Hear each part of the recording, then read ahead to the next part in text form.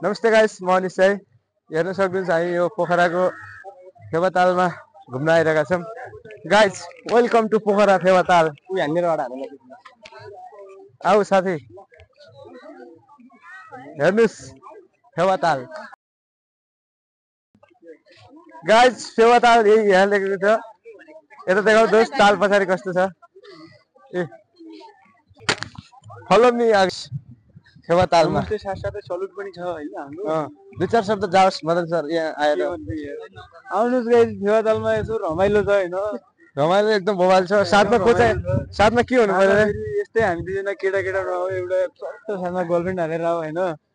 बवाल रमाइलो हुनेवाला छ। अनि फेवातालमा चाहिँ घुम्न चाहिँ नभुल्नु होला, अवश्य एक दिन आउनु होला हजुर। जताबाट भए पनि जहाँ भए पनि। ल गाइस, हामी यो फेवातालमा खैर लागेको धन्य मोबाइल खसिएको छ गाइस।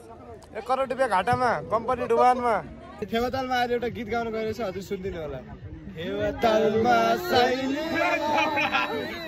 ढुङ्गा सलल सम्झनामा तिम्रो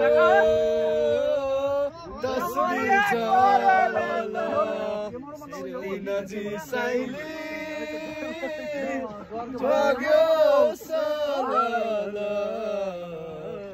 सम्झनामा तिम्रो तस्बिर चलल फेवातालमा साइली ढुङ्गा सलल सम्झनामा। फेवातालमा पानी पनि लागिसकेको छ। हामी बिचमा आएर अड्किसकेको छौँ। मन्दिर पनि छ बिचमा, पानीको बिचमा मन्दिर। मन्दिरमा आइरहेका छौँ घुम्नलाई।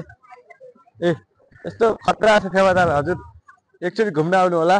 स्वर्गको टुक्रा, स्वर्गको दोस्रो टुक्रा भनेर यो फेवाताललाई चिनिन्छ है गाइस। हामी मन्दिरको ट्याक्क बिचमा आइरहेका छौँ घुम्न।